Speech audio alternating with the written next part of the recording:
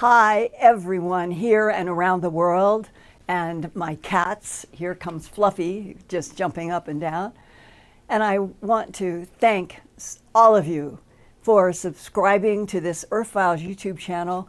We have broken through 293,000 subscribers.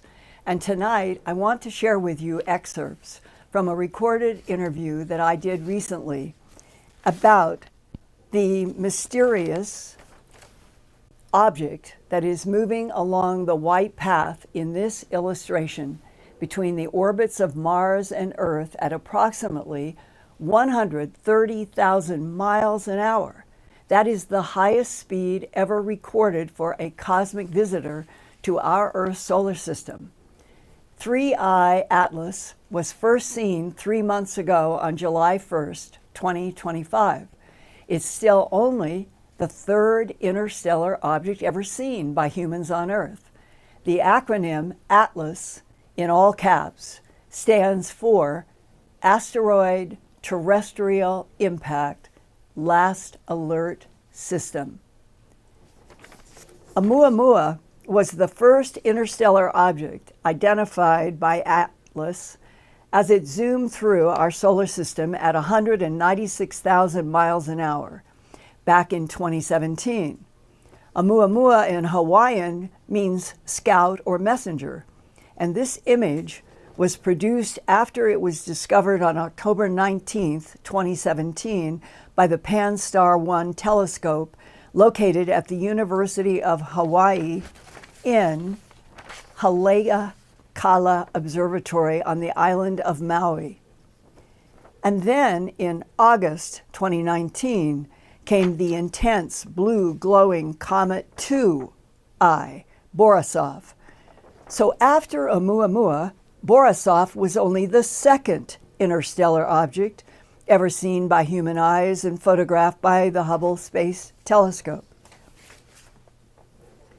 Then, by late August 2025, came this mysterious interstellar object that scientists call 3I Atlas, the third interstellar object after Oumuamua and Borisov.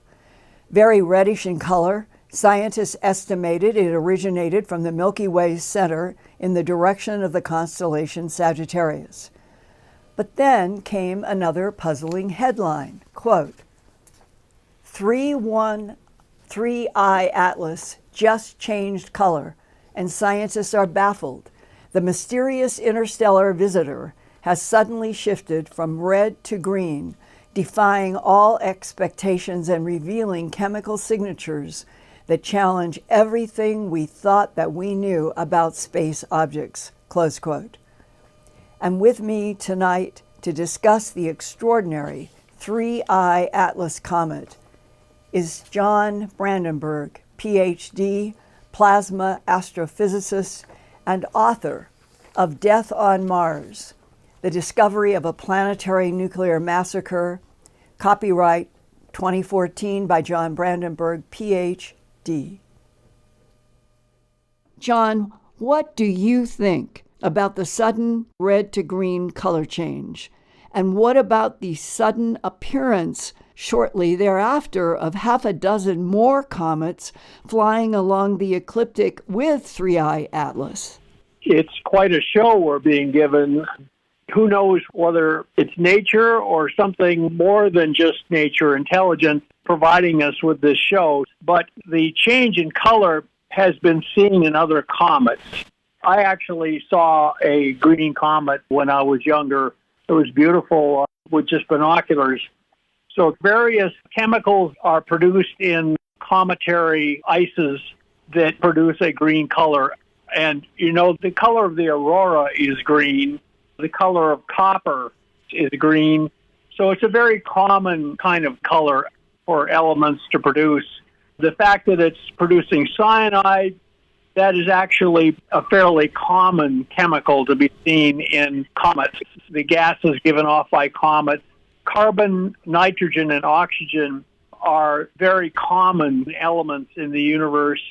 And normally we see nitrogen and oxygen, but occasionally the carbon and the nitrogen get together in space and forms cyanide, which is a deadly poison to humans. But it's just another chemical, and it poses no threat to anyone. There's only one molecule per cubic yard out in space.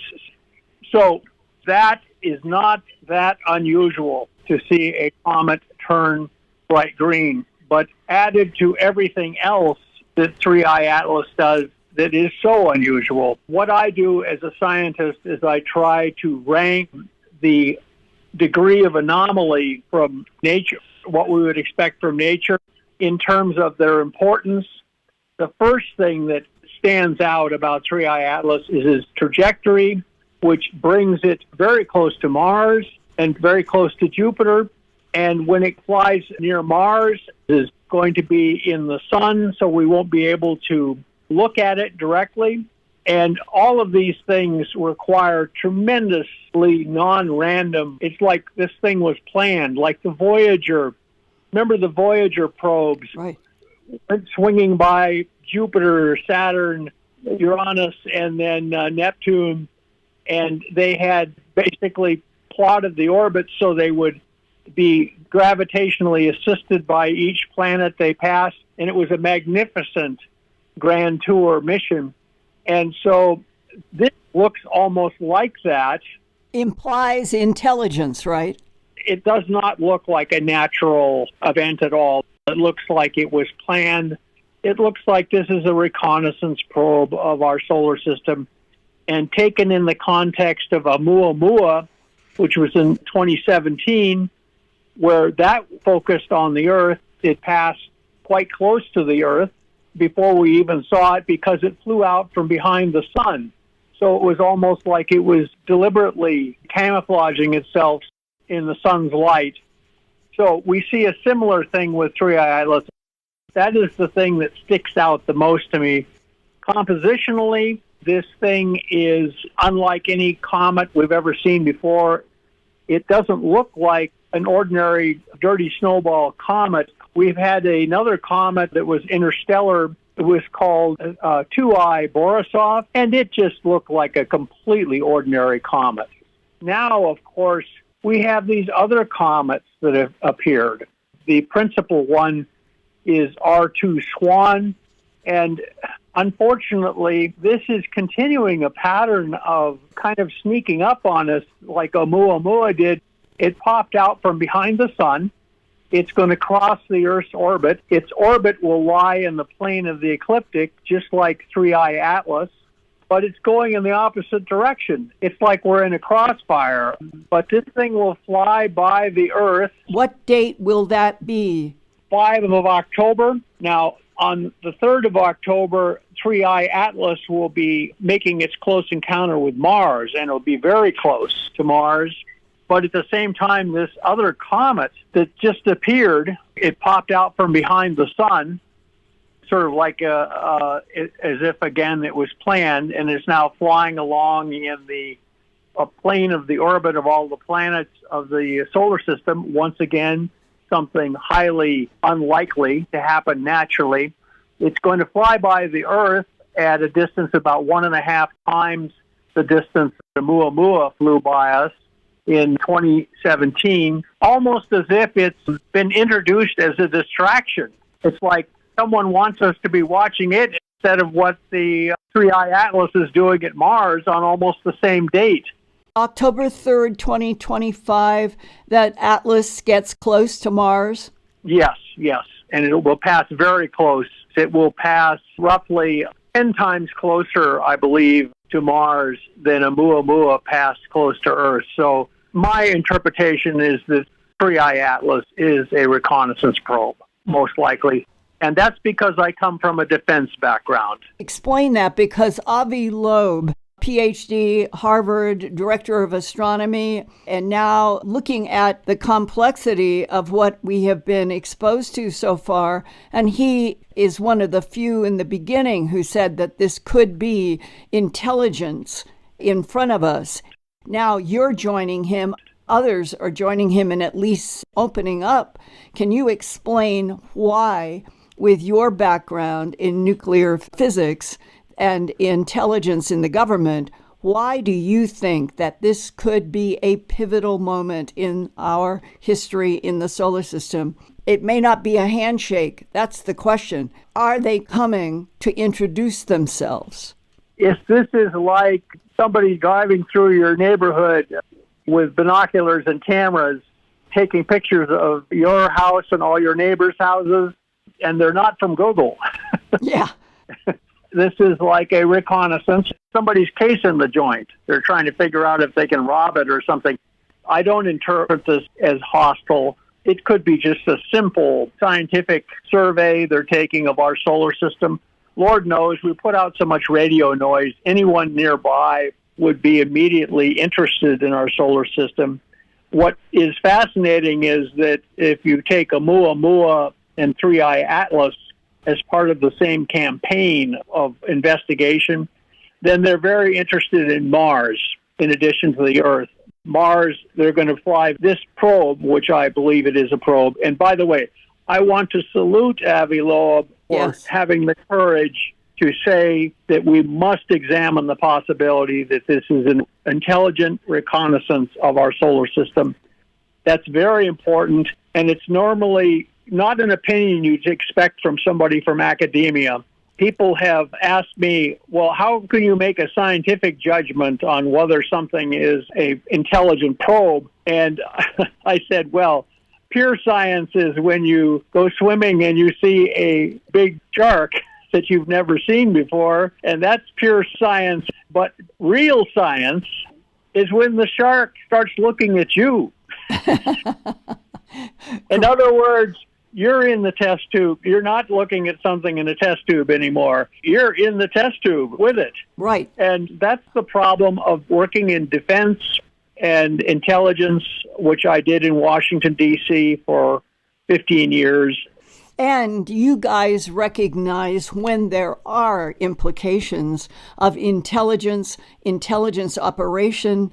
What we have been exposed to for the last couple of weeks has made me think this is something with strategy, that maybe Oumuamua and Borisov went somewhere and communicated what they saw here, and that what we are experiencing now in 3I Atlas would be a bigger, more intelligent, more refined operation that now wants to see our entire solar system for reasons yet unknown.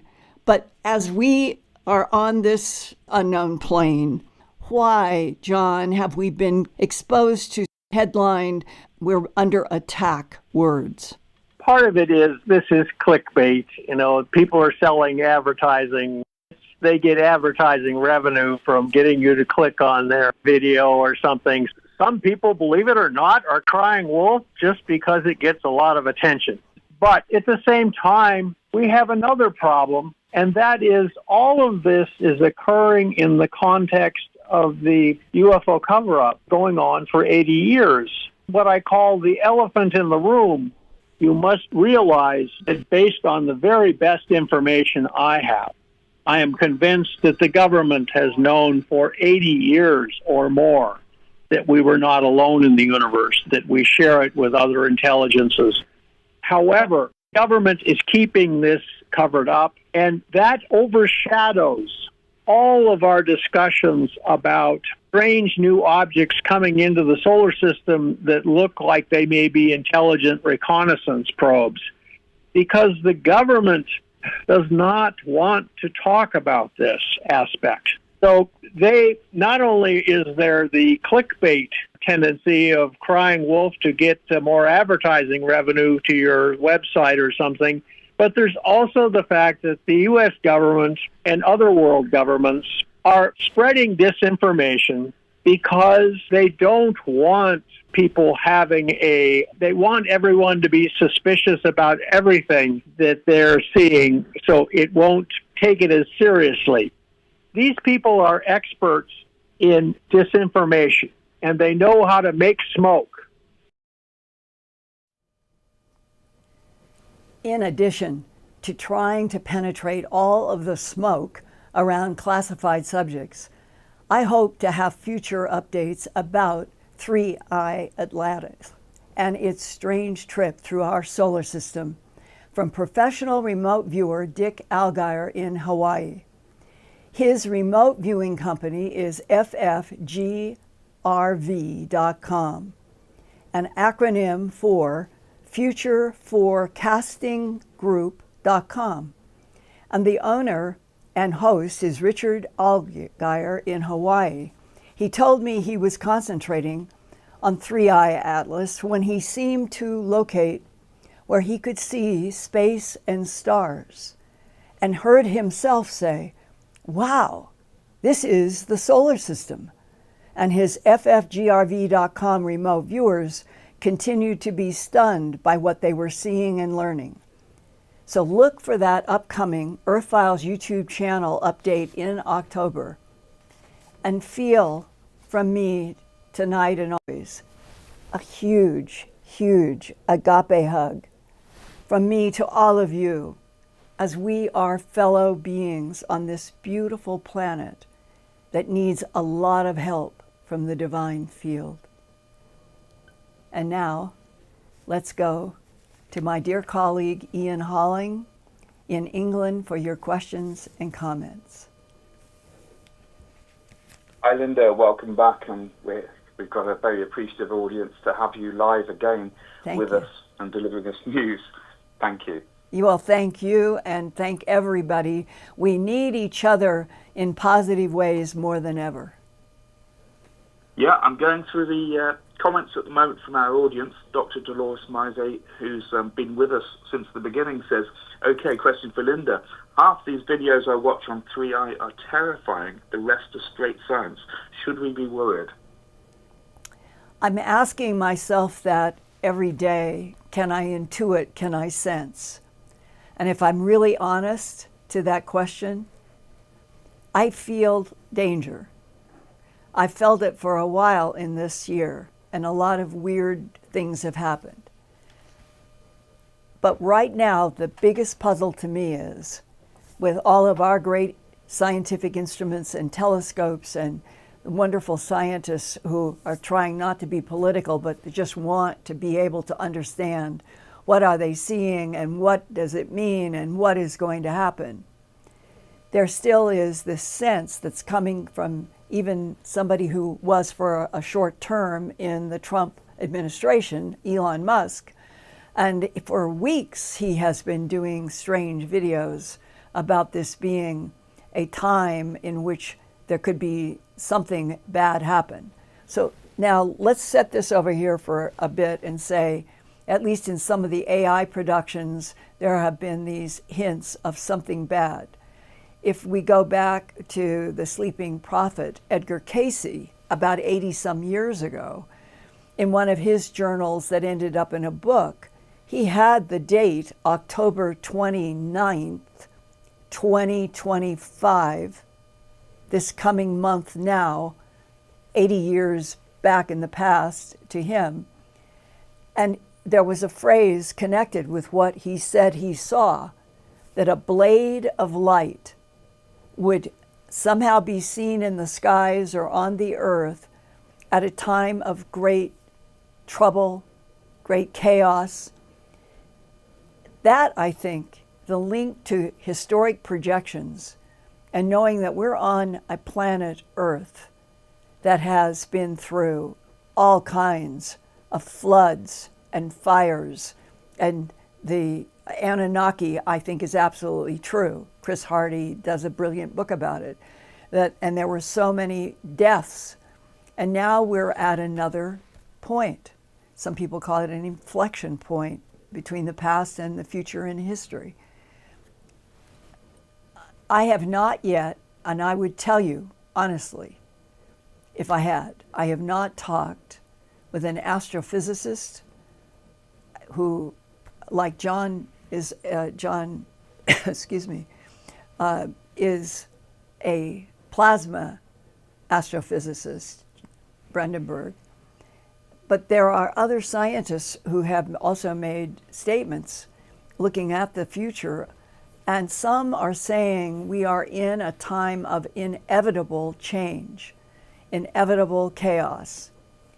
And that's sort of what decades ago that Casey was predicting.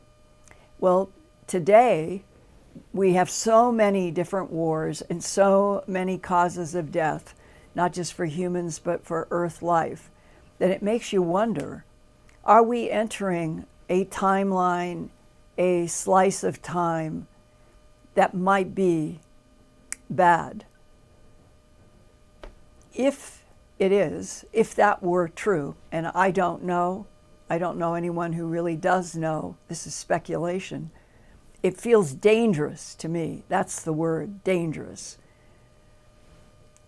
If we go forward as a population, it's 8 billion and a lot of human deaths, what would it take to suddenly inspire all humans everywhere to embrace each other as a fellow being and not as any other definition? Would living on a planet in which all of our interactions were as fellow beings, would it then be impossible to kill each other? Would it be impossible to plan war, to steal? I wonder about it. I think there are aspects of other intelligences that have been coming and going on this planet for millennia who may have been responsible for some of the material that has been in books and Bibles.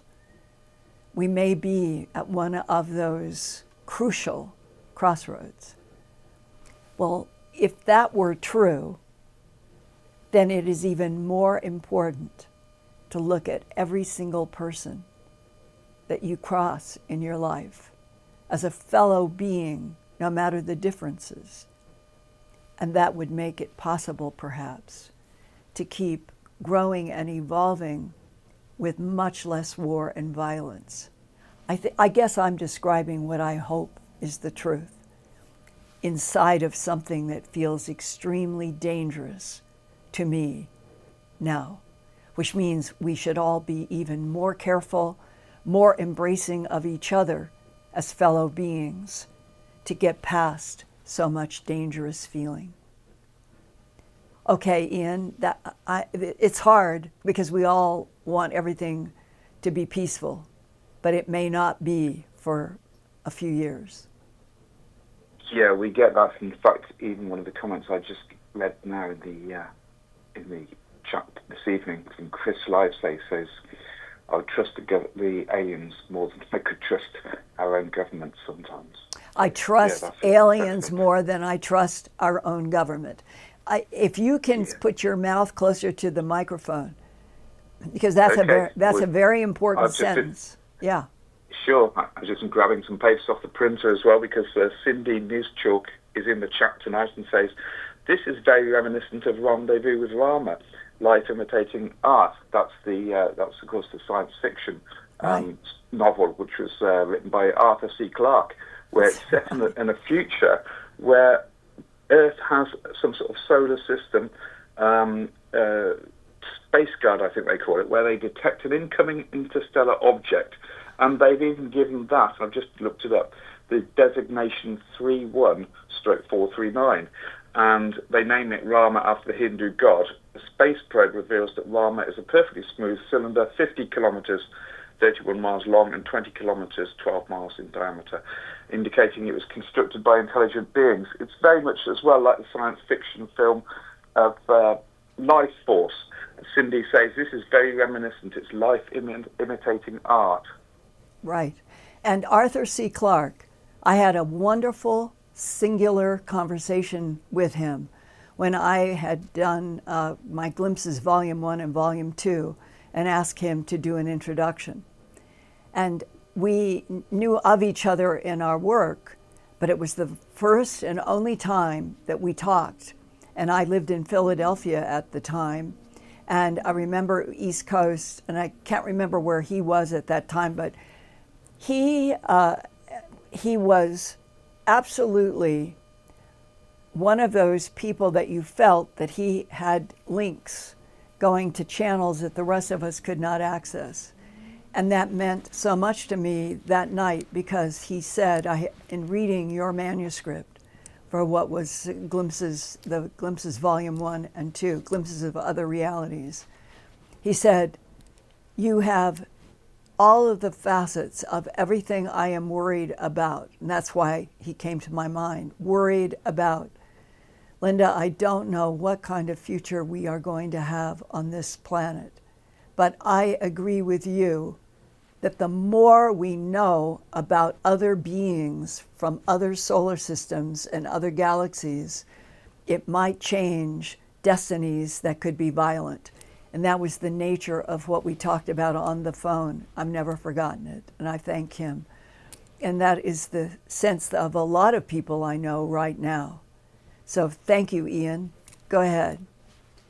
Yeah, and you mentioned earlier about our beautiful planet. It reminded me of the pale blue dot quote of Carl Sagan, where he says, look again at that dot that's here.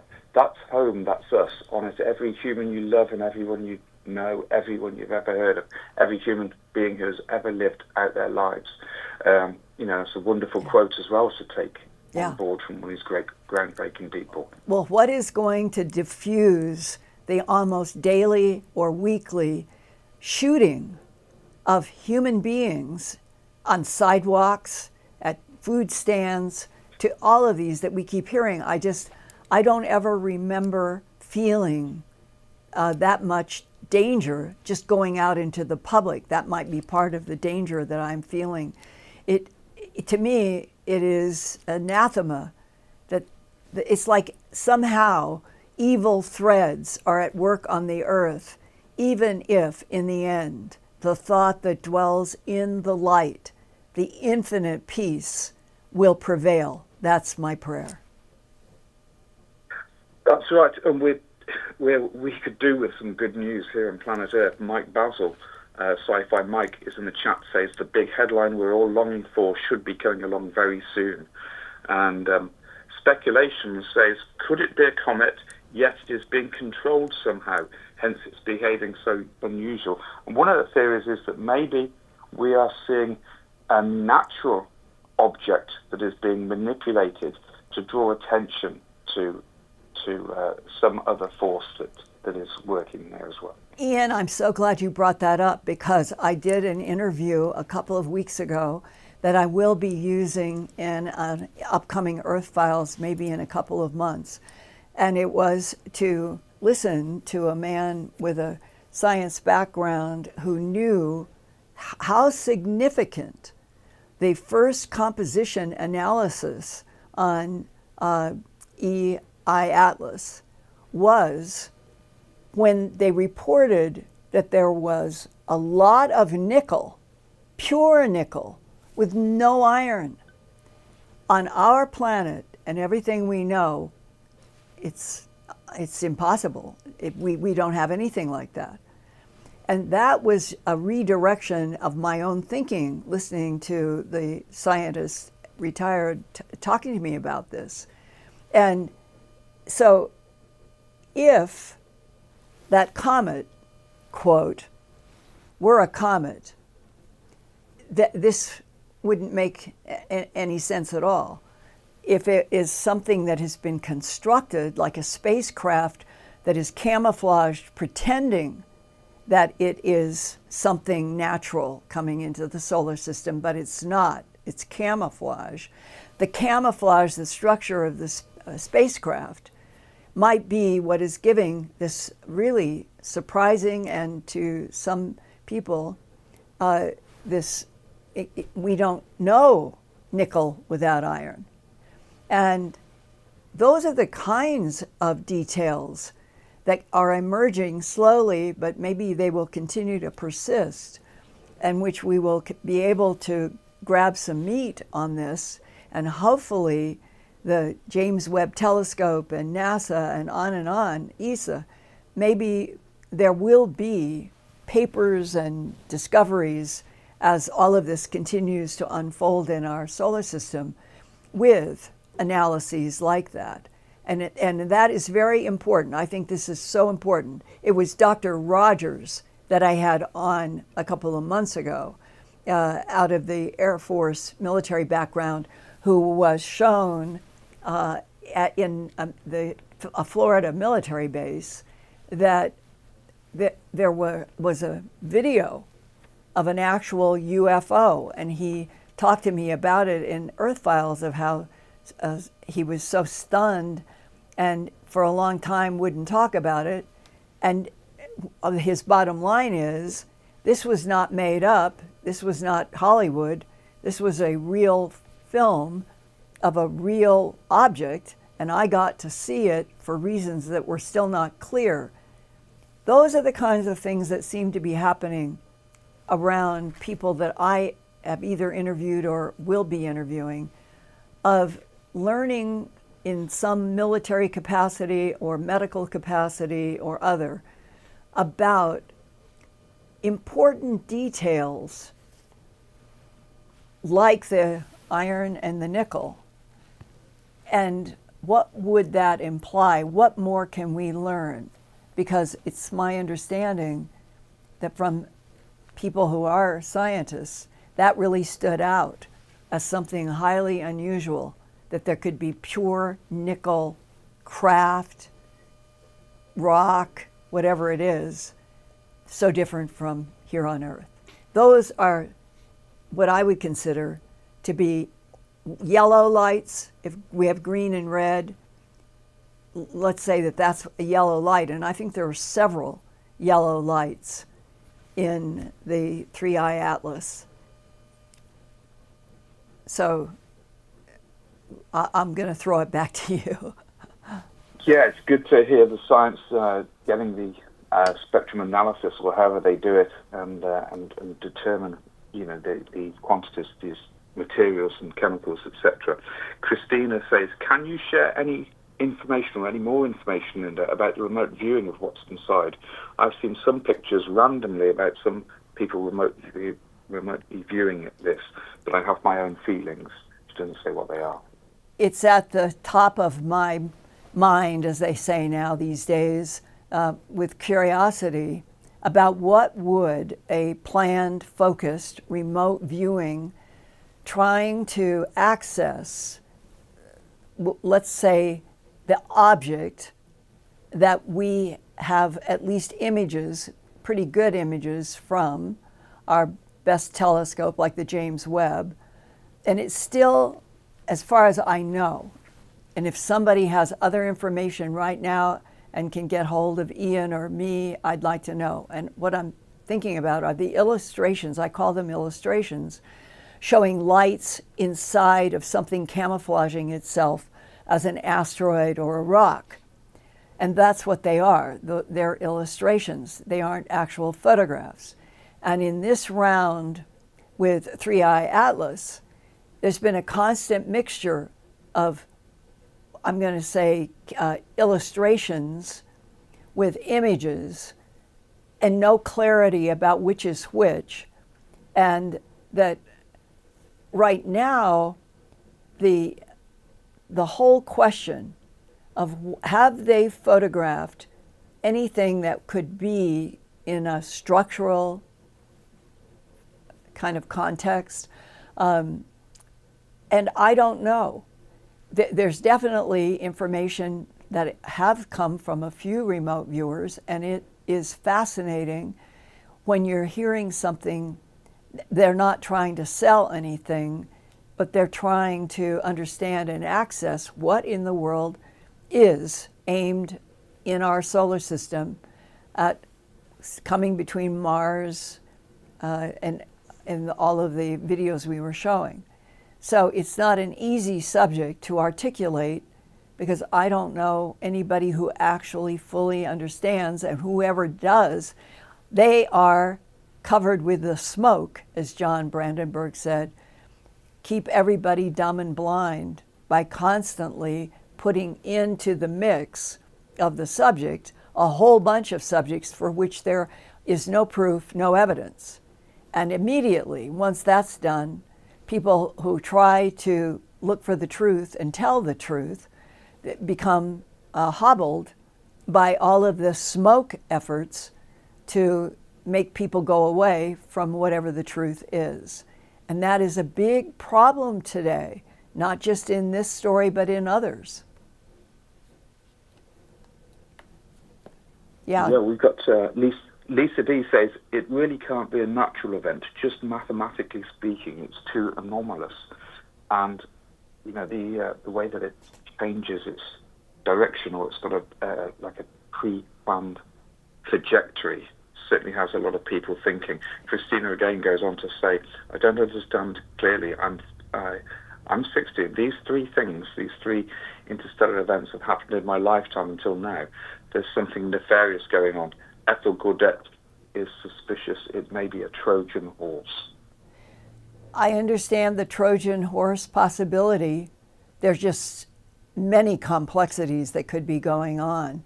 And I think if we reduce tonight to what can you do to stay slightly sane anyway, it is go and see everything that seems to be new, that says 20 hours, 24 hours, something new.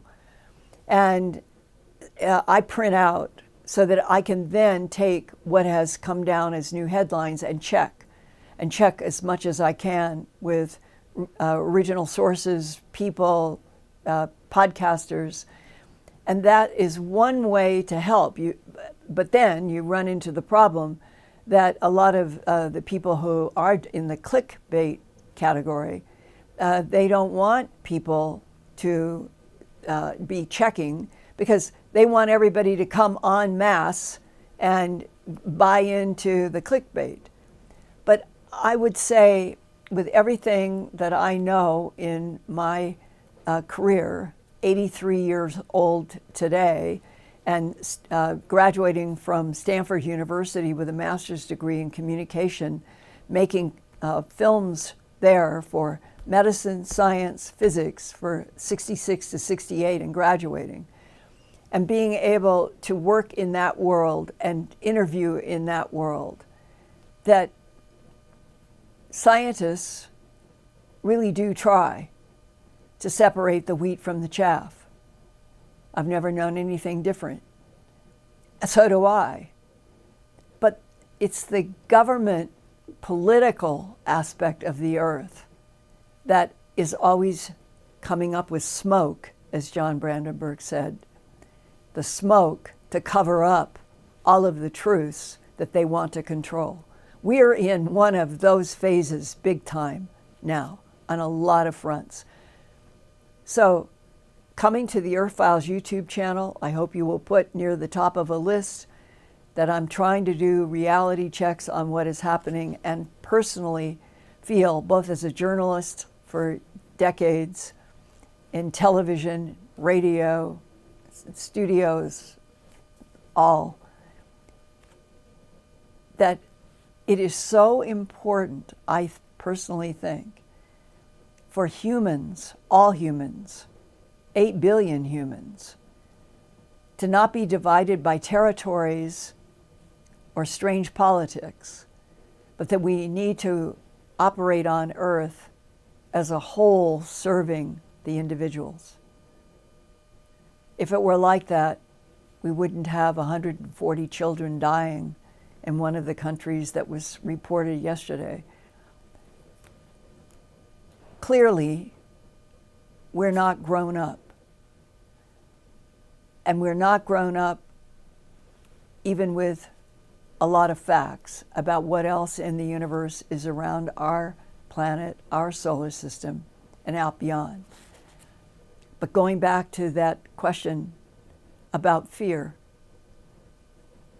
I can feel danger, but I don't feel afraid, and there's a difference. The danger that I feel makes me want to work even harder. It makes me want to try to find actual facts even more. And that in this effort to try to understand this feels like a revolutionary time on Earth in a lot of levels. Why? Why have humans been kept in the dark, not just by other humans, but by Anunnaki and Phoenicians and the various different civilizations that clearly have come to Earth in the ancient past and have had their time on Earth and have built and left legacies and left art and stones. Why is no one with really heavy-duty knowledge coming to Earth to help us? That's the part that bothers me. And if the tall whites are supposed to have some vested interest in us as a perhaps genetic evolutionary research project, would they be so silent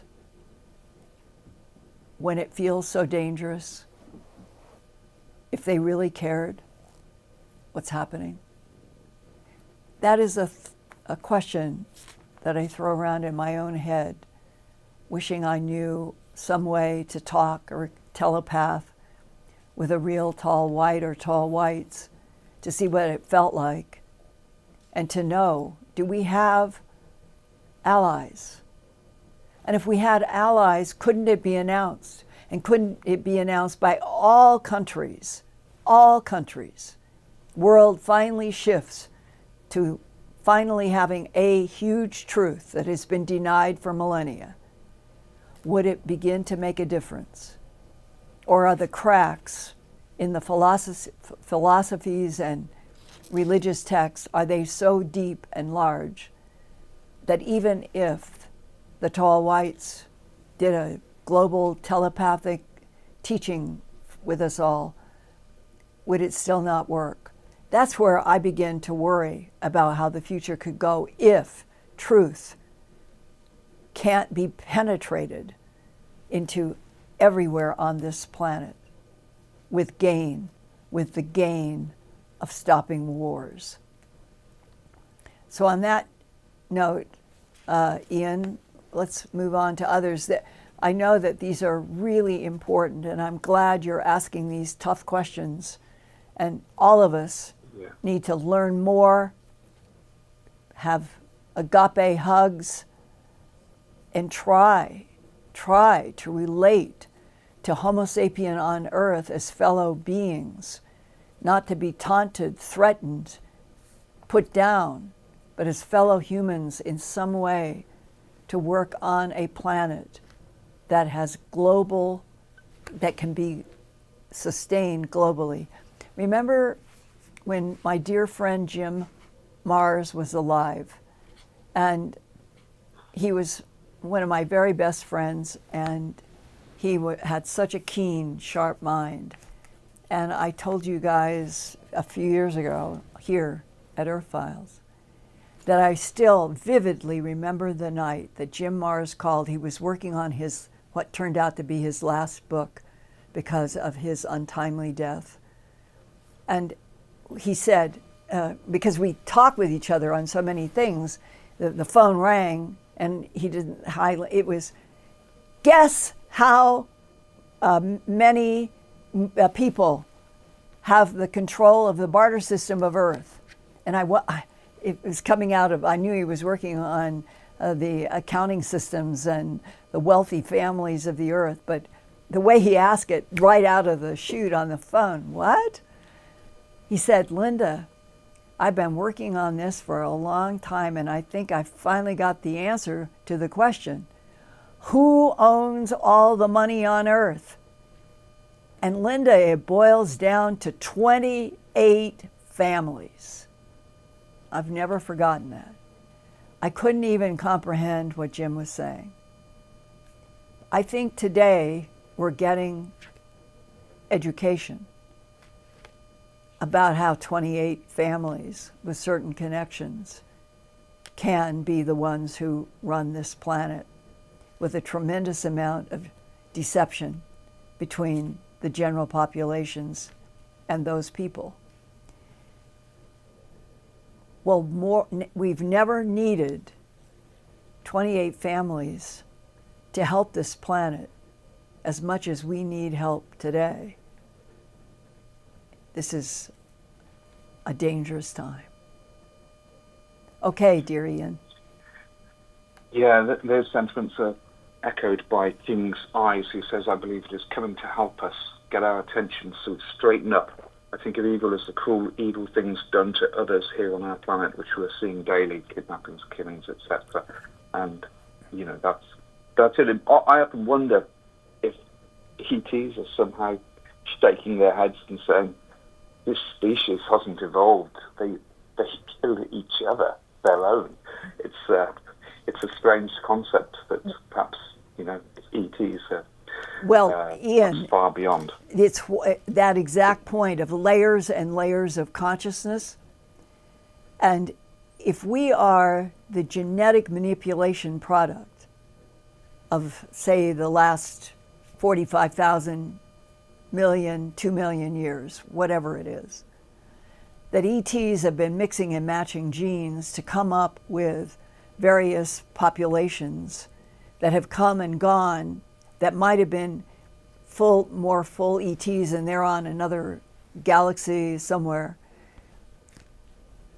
Any way you slice it, we have, as a species, never been told the truth of our origin. Start there. And that if your entire evolutionary history in medicine is known to extraterrestrials who harvest what they need from planets, and we don't understand it, then we're on a planet that is forever vulnerable. And that's where I think our greatest weakness is ignorance. That's not a pejorative word. It's an honest word when you know that you and your fellow humans are not being told the truth, which is exactly what's happening today. The congressional hearings in the United States, I pray that they will keep them going with legitimate people with real knowledge and not turn it into another kicking political ball, which is what it has felt like, that it's going to, it was strong. Grush was one of the best witnesses, and we needed 100 more. And then it's like it's not going forward with the same inertia. And you could probably say that around the world. If we knew an extraterrestrial group that wanted to help us survive, and they joined, but not to take over us, not to take over the Earth, but to actually teach us and help us, I think that is what a lot of humans are feeling today. Who can help humans get out of their conflict, warring skins and become fellow beings in which they can help each other and animals, all creatures? That's the world I wish I lived on. Go ahead, Ian. Yeah, we've got a question here. Says Linda, this is Rebecca Newell, says, Linda, what about UAP sightings recently? It's been quiet. Well, I still monitor and see some UFO sightings, and we have to, UAP sightings, etc. But we have to be very careful on what is being produced and what we see these days. There's a lot of CGI and everything else. So it does take a long time to sort out any sightings that have been documented. But people are still seeing objects and strange objects. There's a lot of activity around the world. How do you feel about that, Linda? Yes, thank you, Ian. Another important subject.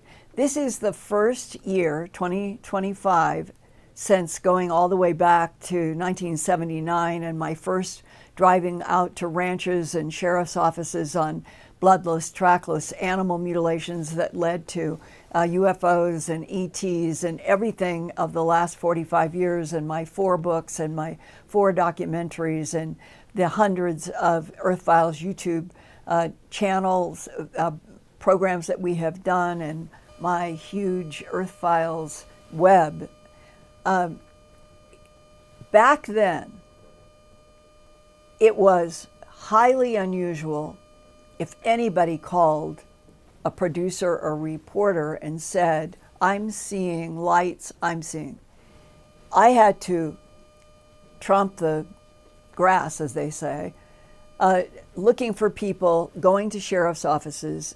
And what I'm trying to say is it was very hard to get honest information because people didn't want to be called, quote, crazy, close quote. UFOs, ETs, mutilating animals around the world. Oh, that's crazy. And that was hard to continue to work around and for because it is the truth. Extraterrestrials of a variety have been harvesting tissues and fluids and tissue from many different animals on this planet and humans, harvesting human sperm and human eggs. I know Whitley Strieber and I and others feel strongly that that is the truth. Well, what started for me 2 months ago, and it seemed to have a start just about 2 months, I got a phone call from a man who lives in Arizona, and I'll just give you sentences. I won't go into everything. He said, I have so many good films of lights forming into triangles, forming into Ys, forming into diamonds. Linda, I can go out onto my deck and I can shoot them, meaning film, camera, every night, and I would be getting footage. I said, well, send me some. And he did, and they are good. But there's no way, once you have shot just moving lights in the sky, to know anything unless somebody in military intelligence, local politics, spying on the area, to know anything about those lights, because there's no interaction between the lights and the people who are stunned and get their cell phones out and start taking film. But what I'm going to say next is why I think of this as a more agitated time.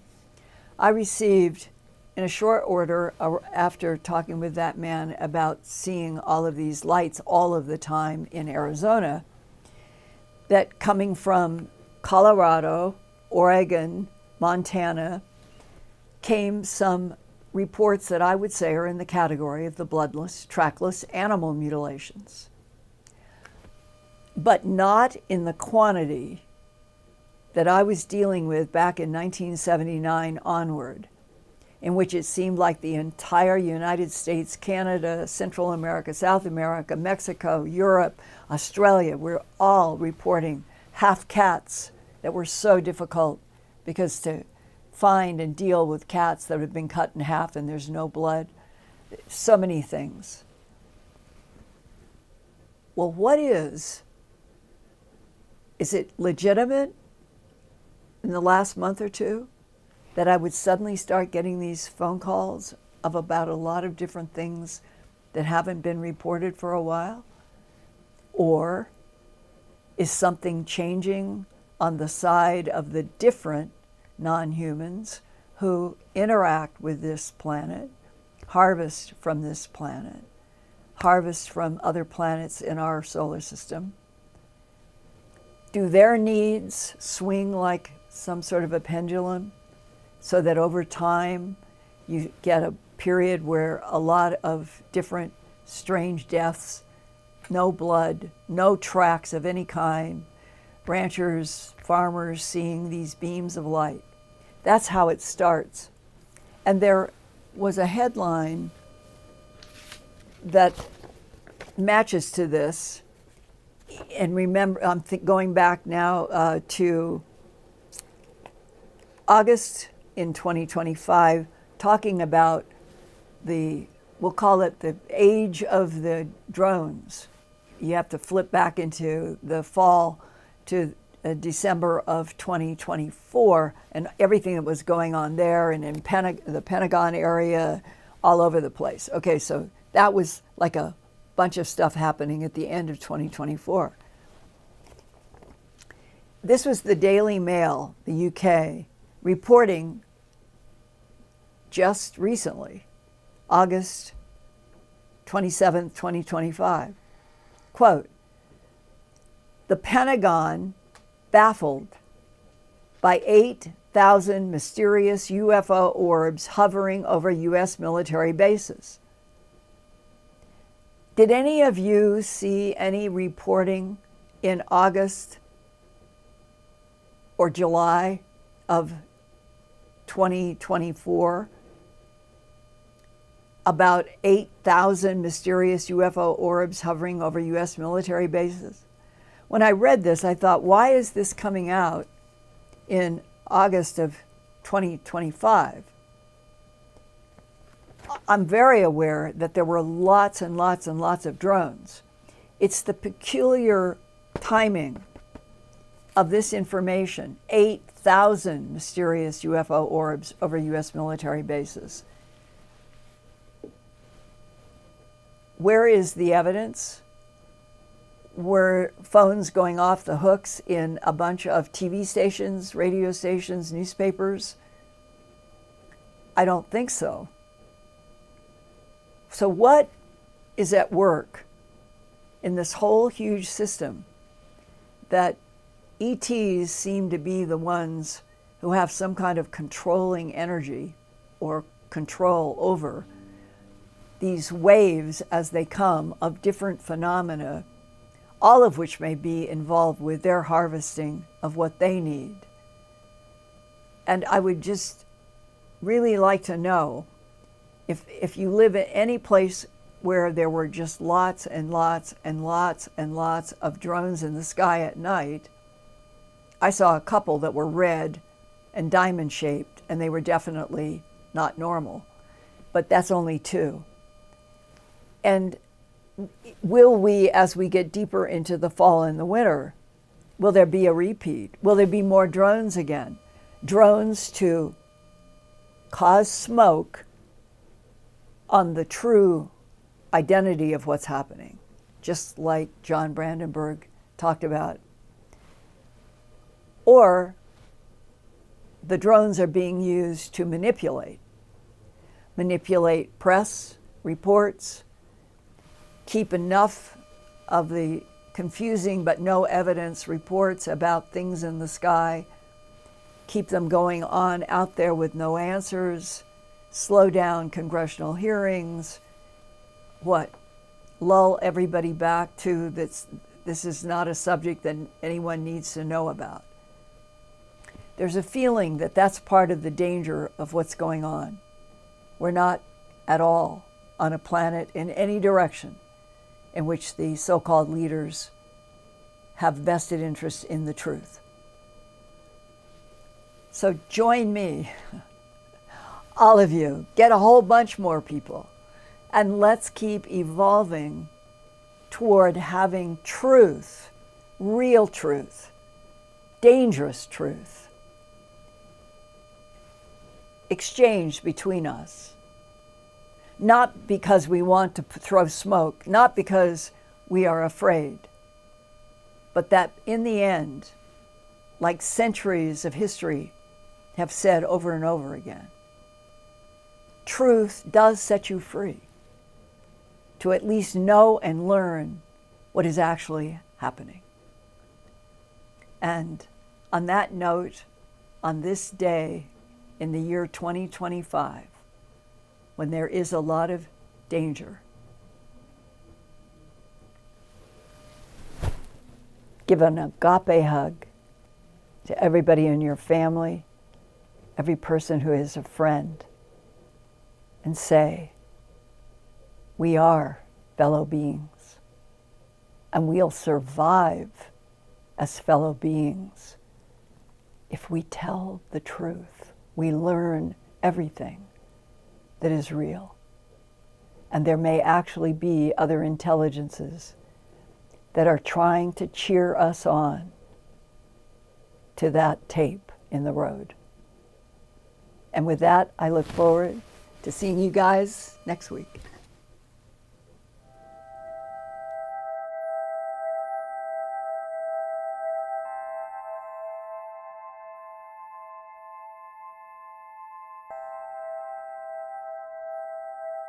Turn on closed captions for YouTube videos by clicking the white CC button on the lower right. The default language for Linda's videos is English.